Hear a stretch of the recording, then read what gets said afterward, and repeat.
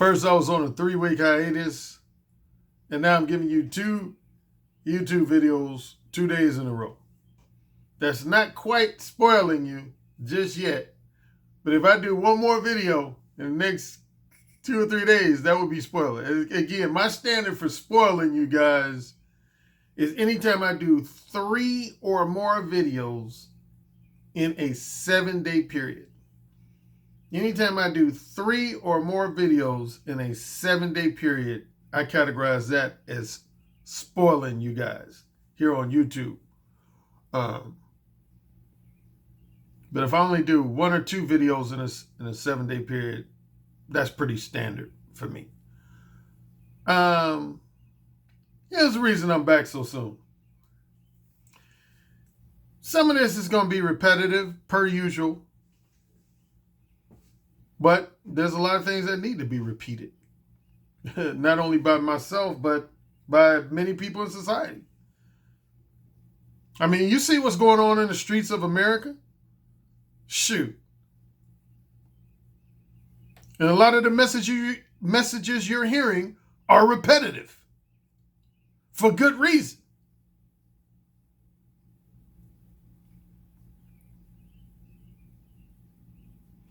Here's one of my number 1 pet peeves. This is definitely in my top 2 to 3 pet peeves. I've said this ever since I got on YouTube. I can't stand when people express opinions as if they are facts. That irritates me to the highest degree. Is when people express subjective truths, i.e. opinions, as if they're objective truths, i.e. facts. Remember I did a video in 2017, 3 years ago. I did a video about subjective truths versus objective truths. Yeah, there's a big difference between a subjective truth and an objective truth. In simple terms, a subjective truth is something that is true for you based on your experiences and observations. That's something that's true for you based on your personal experiences and observations. That's a subjective truth. An objective truth, which is essentially the same thing as a fact, is something that's true for everybody. Everybody. Here's the number 1 way you know you're dealing with an objective truth, i.e. a fact, is when it can't, is plain and simply when it can't be argued with. It can't be debated. Anytime you say something, like if I say my name is Alan Roger Currie, can anyone debate that? Can anyone argue with that? No, they can't. They can't. If I say I am a book author and a dating coach, can anyone argue with that? Can anyone debate that? No, they can't. Because it's a fact. If I say I have 4 audiobooks, can anyone debate that? Can anyone argue with that? No, they can't. Because that's a fact.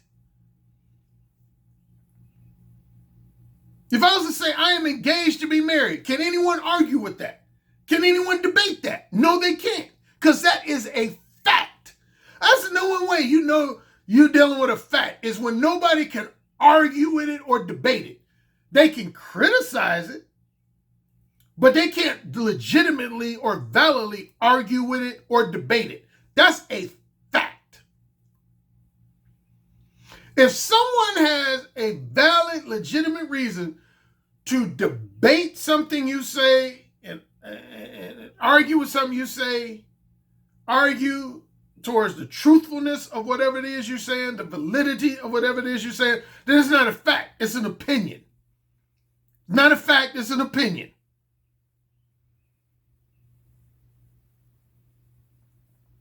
Case in point, I was on a live stream. Yes, I didn't listen to the whole thing. I participated. It was the brother I've mentioned before a couple times on my channel. His name is Bernard Riley. And he had a live stream yesterday that dealt with, I want to say the general theme was, should men, and more particularly black men, should black men get married or not. And as y'all know from this channel, I've done a lot of, I ain't gonna say a lot, but I've done probably at least 2, 3, maybe as many as 4 or 5 videos that dealt with the general subject of marriage, and more particularly people addressing people who are anti-marriage. Here's a simple thing. And I said this on Bernard Riley's live stream, and Bernard Riley himself agreed with this. Here are the 2 people I have problems with when it comes to the subject of marriage. It's either A, men who suggest that all men should get married, that all single heterosexual men should someday get married. I have issues with people who express that assertion. People who say all men should get married. And then on the flip side, I have issue with men who express the assertion that no man, no heterosexual man should get married. Both are wrong. Both are wrong. If you say all men in society, heterosexual men in society should get married, you're wrong. Some men ain't cut out for marriage. Plain and simple. Some men ain't cut out for marriage. There's some men that if they get married, they're destined to get divorced. Off the top of my head is a guy that's just an ultra weak, no backbone beta male. An ultra weak, no backbone beta male. The vast majority of those men should stay away from marriage. Because it's inevitable they're going to get cheated on. They're going to get dominated by their wife, and more than likely they're going to get cheated on. Their wife probably going to get pregnant by another dude while they're married to him.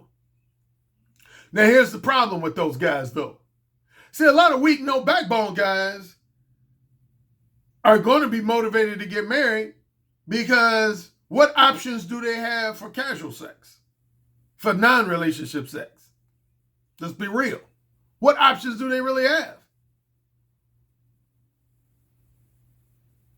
But yeah, I'm in vehement disagreement with men who express that all heterosexual men should have marriage as a top priority. But again, on the flip side, there's a lot of men in the manosphere, both the worldwide manosphere and specifically the black manosphere, who are anti-marriage. And they tend to espouse that no man should get married. You don't know what the fuck you talking about either. You don't know what the fuck you talking about. That's what I said. Remember just yesterday's video, what did I say?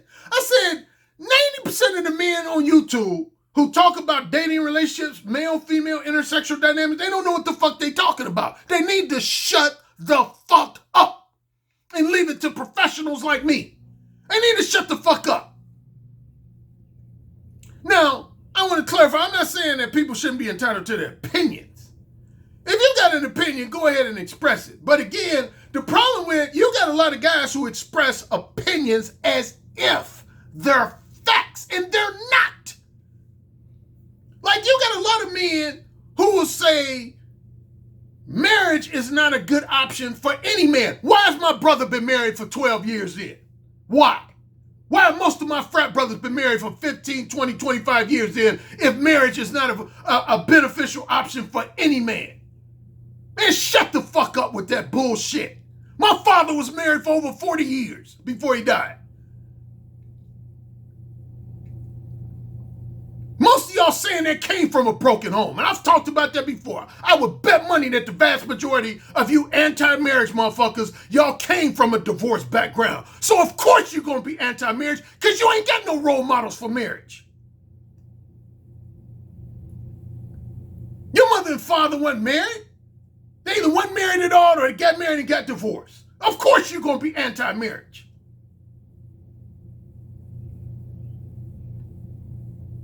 Most of my close friends in real life, they've been married for years. And they enjoy the hell out of it. I ain't never heard my brother complain once, not one time, about marriage. his marriage to his wife. Not one time. I got many close friends and frat brothers who've been married for minimum 15 years. Some has been married as long as 30 years. And I ain't never heard them complain about marriage. So for anybody to say that marriage is not a desirable or beneficial option for any man, you don't know what the fuck you're talking about. You don't know what the fuck you're talking about. Now, if you're speaking solely for yourself, I have no problem. I have no problem for somebody speaking for themselves. If somebody's to say, my name is Joe Johnson, and for me, I don't believe marriage is a desirable or beneficial option for me, Joe Johnson. I have no problem with that. More power to you. That's your choice. I have no problem with you saying that whatsoever. But when you try to go out of your way to discourage all heterosexual men you know from getting married, I have a fucking problem with that shit. I have a fucking problem because you don't know what the fuck you're talking about. You don't. You need to shut the fuck up. That's what you need to do. Because I know many people who are happily married. Many people who are happily married. Black men, white men, Asian men, Hispanic men, Middle Eastern men. I know quite a few men who are happily married and have been for 5+ years, 10+ years, 15+ years, 20+ years. So just because, see, here, you want to know what one of the problems is with a lot of men? I would say there's at least two major problems as it relates to marriage with a lot of men. A lot of men don't want to experience any risk in their romantic relationships with women. They don't. I can hear it in their commentary. They don't want to experience any risk. Man, life is a risk. Why you think you think George Floyd, who got killed by that police officer, do you think he woke up that morning saying, I know I'm gonna die today? Do you? Every time you walk out your door, you at risk to be killed. Unexpected car accident. Somebody driving drunk and hits you, kills you. Every time you walk out your door, it's a risk. Y'all, a lot of you guys, y'all want shit to be guaranteed. I don't want to get married unless somebody gives me a guarantee that my marriage is going to be indefinitely full of happiness, enjoyment, and satisfaction, with a 0% chance of things going wrong that will lead to divorce. That ain't gonna never happen, man. That ain't gonna never happen. What dream world you living in? If you're a professional athlete, you know if you step on the basketball court or the football field, there's a chance, a risk that you're going to lose that game. Now, the job of a coach is to minimize your chances of losing that game, but yet still, you're always going to risk losing. Again, any day you wake up, you risk some crazy motherfucker just out in society running around with a machine gun going to shoot you. That's the challenge you have every day in life, is to minimize. Do whatever you can to minimize your chances of experiencing an unexpected premature death. But it ain't guaranteed.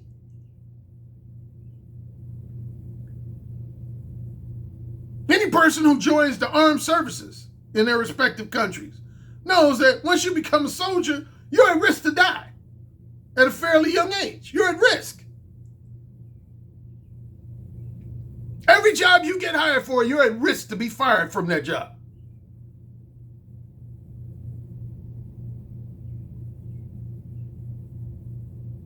No guarantees in this life.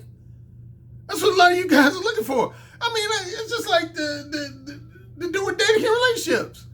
One of the reasons why you had PUA hate, that message board that closed down because of Elliot Rodger, that message board was predominantly guys who were complaining about being taken advantage of by the scams and schemes of pickup artists. And a lot of their complaints were valid, But the fact of the matter is, one of the reasons they put themselves in that position is because they were looking for guaranteed magic pills for instant pussy.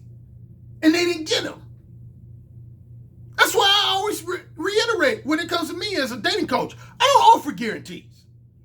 I don't guarantee no man that if he follows my advice, he's going to become some type of overnight ladies man and or overnight womanizer. I don't offer them type of guarantees. There was a lot of PUAs who used to offer those type of guarantees. Like they would tell guys, if you buy my books, my CDs, my DVDs, listen to my advice, I guarantee you will never be rejected by a beautiful woman again. I will guarantee you that you will start sleeping with 5 to 10 women a month, every month, for the X number of years. I don't make no bullshit guarantees like that.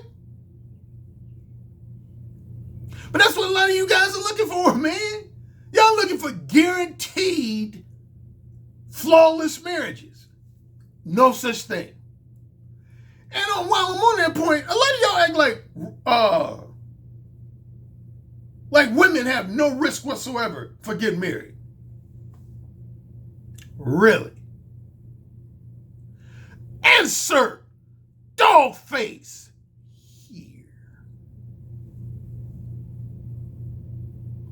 Man, see, you want to know another problem with a lot of you guys, man?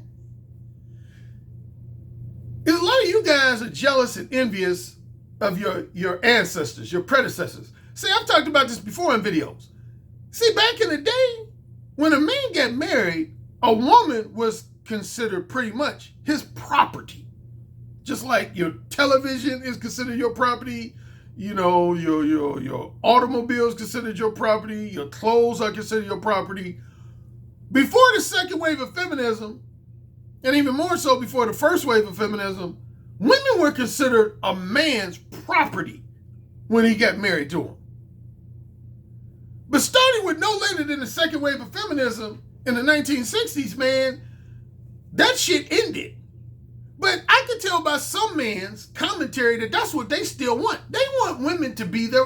Actually heard a guy say that. I actually heard a guy on a live stream say that. He was bold enough to say it. He said, if I get married, I want my wife to be my property. He actually said that. He said, I want my wife to be my property. I talked about this at my last appearance at the 21 convention, man. Anybody who thinks that way, you're living in a delusional fantasy world, period. You're delusional. You fucked up in the head. That's what you are. You're fucked up in the head. You need to fly to another planet. That's what you need to do. Find the nearest space shuttle and go to another planet. Because on this earth, that ain't happening. As long as we have civilized societies, that ain't happening. Definitely ain't happening here in the United States.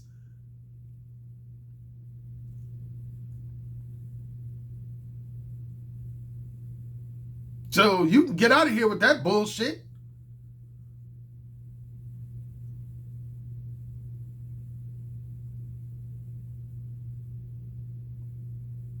Hey, man, some of you men are off your rocker, man, when it comes to discussions about marriage, man. But yeah, again, man, when men express some to the fact that they themselves have a lack of desire to get married, again, I never have no problem with that. Because again, I don't think marriage is for everybody. There's no one type of relationship that's for everybody. Period. That's plain and simple. There's no one type of relationship that is for all men. Is a homosexual relationship between two men for all men? No. But it is for men who are homosexuals. Is a long-term, strictly monogamous relationship conducive for all men? No. No. And that would include marriage? No. Is a long-term, non-monogamous relationship, i.e. a polyamorous relationship or marriage, or an open relationship or marriage, is that for all men? No. Some men can't handle that. But a lot of men can. Is a short-term monogamous relationship, what's known as serial monogamy, for all men? No. No, it's not. Is a life full of nothing but episodes of short-term, non-monogamous casual sex for all men? No, it's not. My brother would be the best example of that. I told y'all, I'm like, my brother, once he got into his mid to late 30s, man, he became totally against the idea of casual sex. He literally did it like almost a 180. Because when he was young, he used to indulge in a lot of casual sex. But once he got somewhere between 35 and 39, he actually grew to hate casual sex. He was basically like, I have no interest in casual sex no more. Mainly, he said it was mentally and emotionally unfulfilling. He said physically it was still enjoyable and satisfying, but mentally and emotionally, he said it didn't do shit for him. He said he would basically rather jack off. And I know other guys like that. I got a couple frat brothers like that. They've never really been into casual sex. So you can't say casual sex is for everybody. Like I saw one guy in somebody's comment section said, I think all guys should just limit themselves to tricking and leave it at that. And I think he was being lighthearted. He wasn't being too serious, but I mean, shit. Fuck tricking. If you got to resort to tricking, you paying for pussy that really don't want your dick. Period. If you got to pay for the pussy, that pussy really don't want your dick.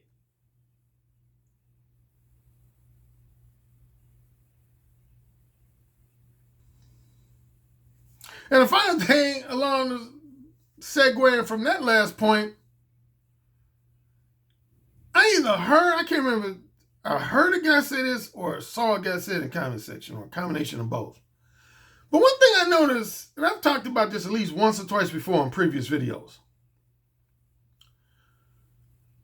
Some guys were talking about marriage and they kept making this comment along the lines of, well, the thing you got to understand about women, they always looking to take advantage of you for your money, your financial resources, and your material possessions.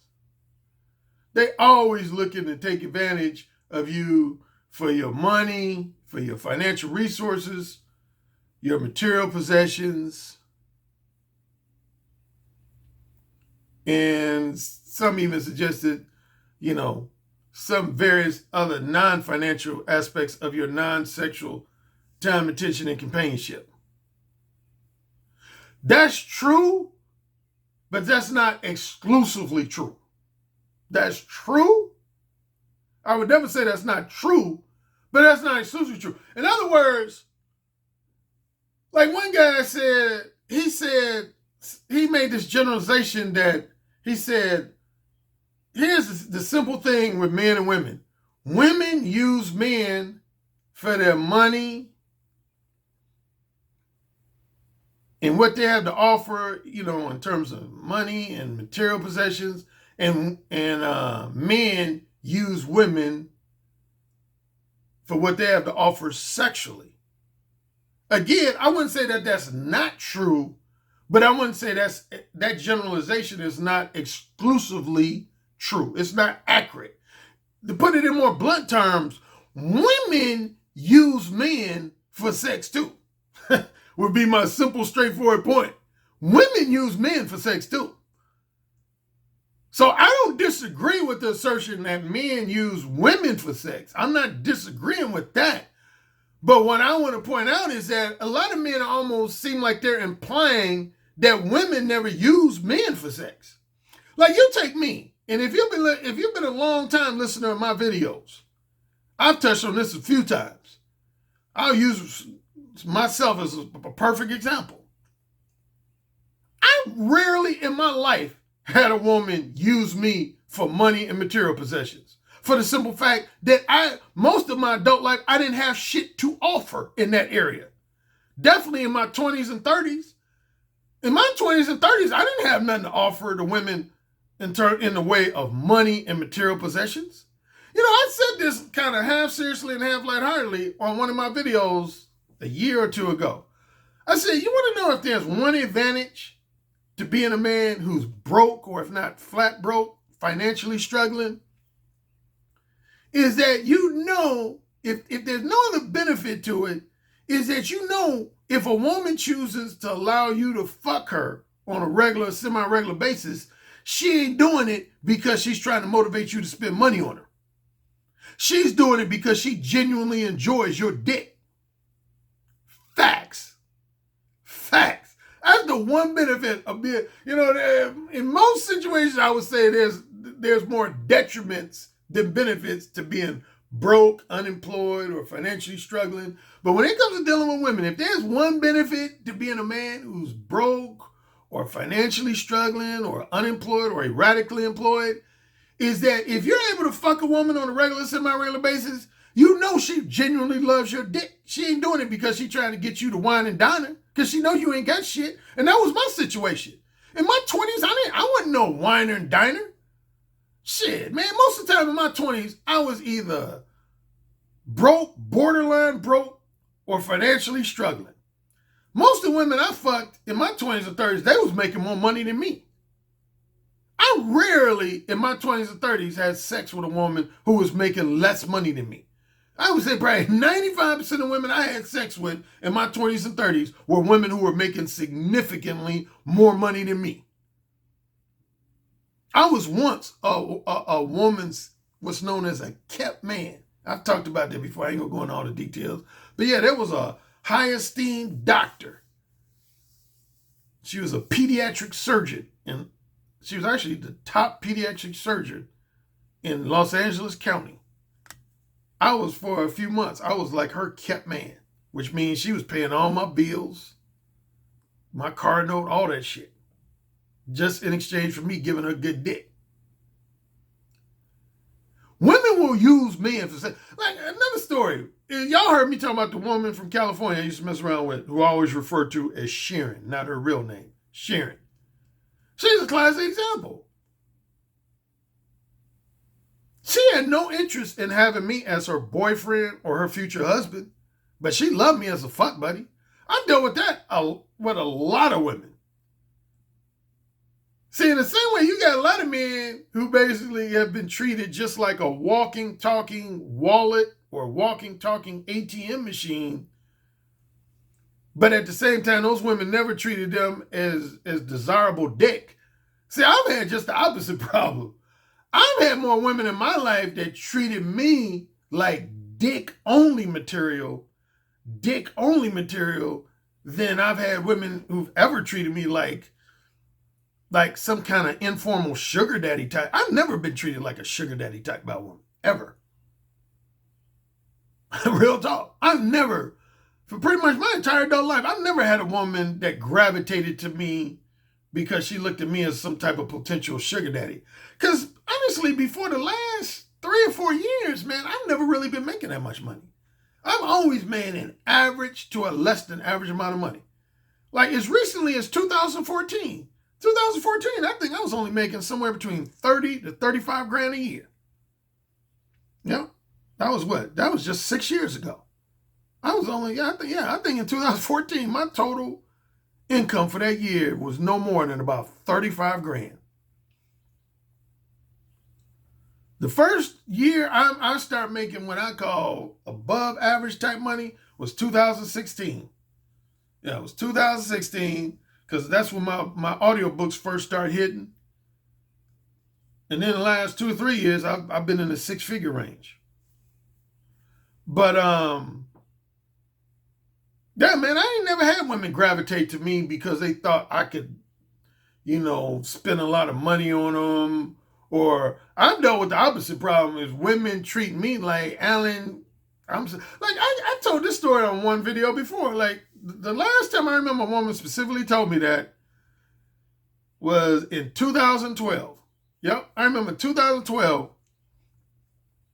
There was a woman that I was having casual sex, combination of casual sex and phone sex with. She lived in suburban Chicago. And we were talking on the phone one day, having phone sex. And I remember, I never forget, she started giggling. I said, "What you giggling about?" She said, "You must be offended by a lot of women.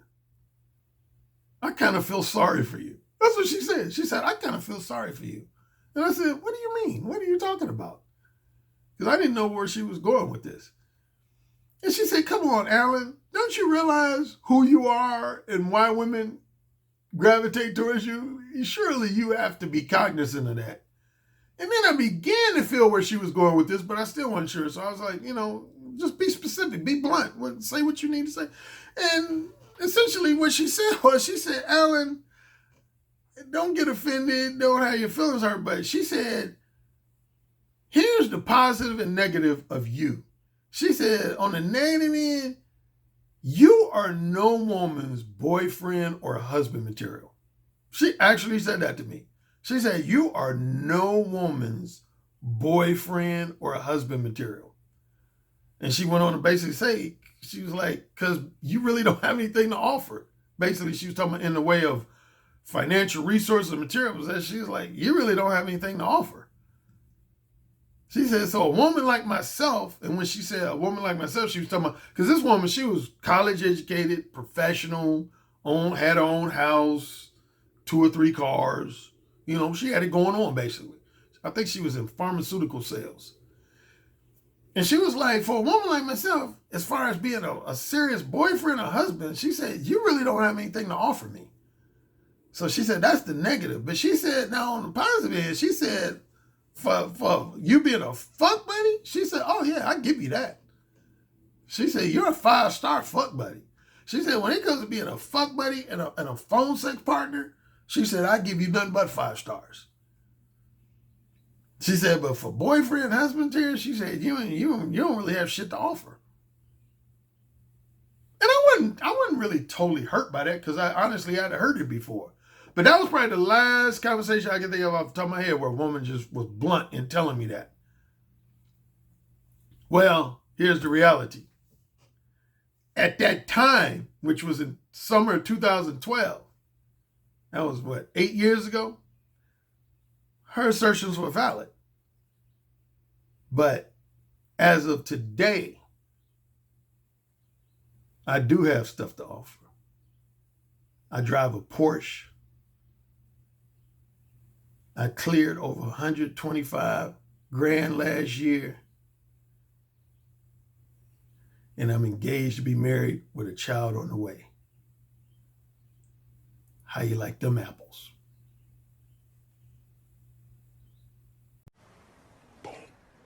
Yes, sir. Say it again. Yes, sir. Who's the king? Alan, you're the king. Say it again. Alan, you're the king. You're dominating me. Say it again. Alan, you're dominating me right now. Mode 1. Mode 1. Daddy, can I go, please? You're the king. Say it again. Oh, you're the fucking king. Yes. Yes. Yes. You're the king, Alan. AKA the king of verbal seduction. It's the tone of your voice, how seductive your intonations are, the vibrations that you could just reach out over the phone lines and stroke a woman's breast just by the sound of your voice, how you could make her pussy so wet just by the sound of your voice. That's actually very hot. So you said my show was what? I said your show is powerful. Oh, say it again. Your show is powerful. I bet the king would fuck me really good. Oh, yeah.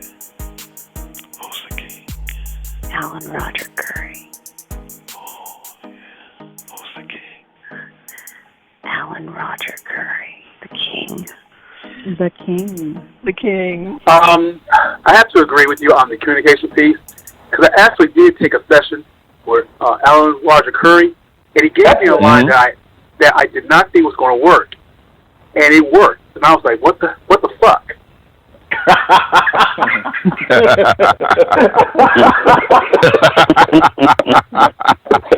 Oh my God! Man, he's the master. He's the master of the verbal seduction. He got that communication piece down pat. It really worked. It just simply worked, and I just didn't think it was going to work at all. Verbal seduction, man. I'm like, clearly, this guy's the Michael Jordan of seduction. Like, come on now.